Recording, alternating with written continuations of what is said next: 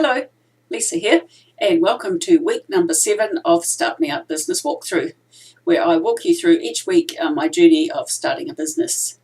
So this week, week number 7, and I've titled this one Boutique That Niche.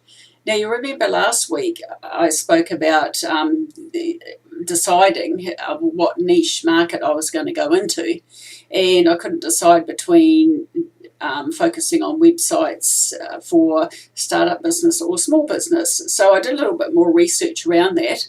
Now recall that we looked at the keywords. I used keywords as an example to start off my search.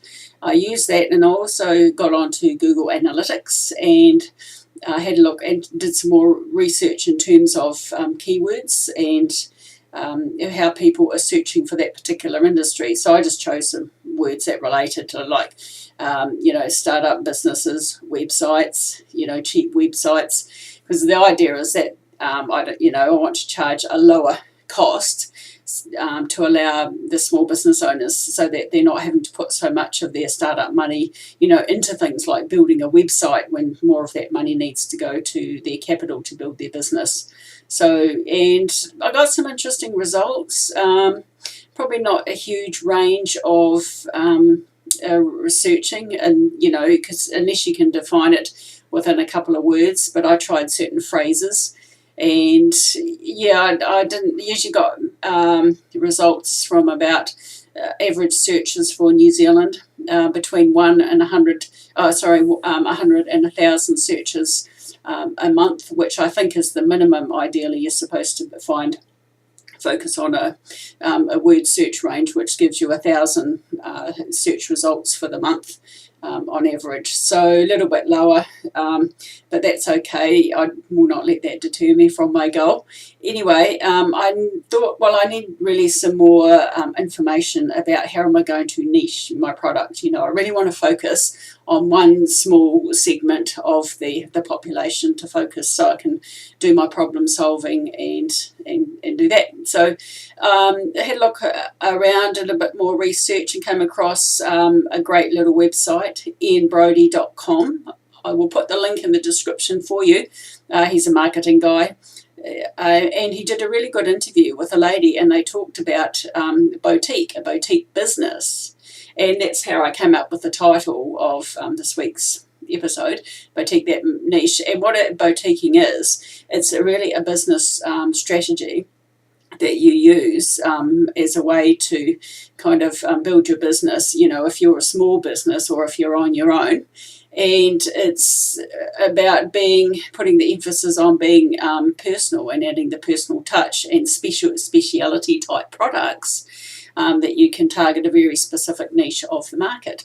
And I like that idea because, well, anyway, in the business, the work that I do now, I have lots of great customers, and I know them quite well. And that was one of the features, is that you get to know your customers better and know what they are looking for, so you can solve their problems better. So I like that concept, and I think that will help me to figure out my niche if I focus on that type of strategy. But we'll look at the strategies later. So for now, I will link you. I'll put the link to Ian Brodie's interview he did. It's only a short interview, but it's got some really good key points. And he talks about the two types of niches, and he talks about the sector or the industry niche. And he also talks about the other one was the problem or opportunity niche. So, for example, you might have a niche industry of engineers or lawyers, for example, or you might just focus on a specific problem or an opportunity. So that's mine is kind of both of those together. So what I'm going to do now, having that in mind, what I've done is started wanting to look at, who are the people that I'm going to target. And so what I've done is I have started setting up my social media profiles to work on maybe contacting some groups in my niche of small businesses and startup businesses who need websites, and really try and find out what their issues are that maybe I can help to solve. So And one of the other things I did also was to start having a look at my competitors and to see what products and services they offer to people, to low-cost websites for people or small business owners. And yes, I saw probably the thing that I noticed more is mostly was that they had really good-looking websites themselves. So that's one thing I'm going to have to do if I want to be at the forefront of the competition in my niche, is to have a good-looking website. Now, I haven't built one yet specifically for this specific project, but looks like I'm going to have to actually do that. And then once I get my social medias going, profiles going, I think I will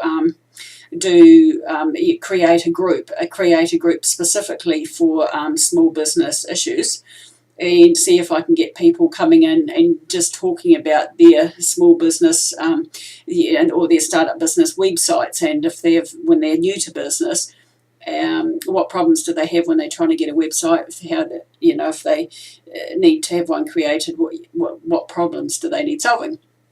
So that's what I'll do there.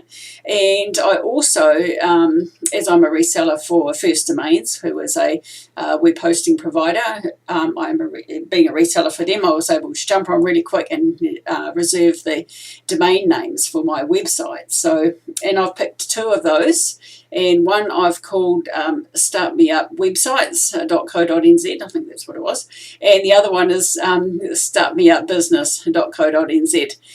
Because some of the feedback that I did get when I put my idea out to the public, shall we say, was that, working with, building low-cost websites for people is probably not going to bring in a lot of income. So maybe I have to expand my services, and maybe I can offer some other products later.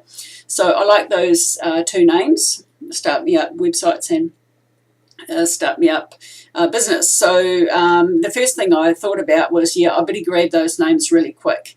They only cost me, $25 for each domain, and I have those for a year. It'll cost me a little bit more later on to add on the hosting package, of course, but that's okay. The main thing is I've reserved the name. The last thing you want is to decide on a great name and have somebody else already have the website with the same name, and I didn't want to do that. So I jumped in and got that going and started my social media profiles, which will be Facebook and LinkedIn. I don't know whether I'll go with Instagram, but I will do Twitter and see if I can get a group going. So that's really where I'm up to for this week. And so the last thing that I want to comment on is what I did see on a Facebook post there, and thank you, Fiona, for posting it. Something to really good think about in terms of, niche. If you're getting a student loan to fund your your business or your education, and I've heard a lot of people say that, they have so much debt after they've gone and borrowed for their student loan. They've got educated and they can't always get jobs.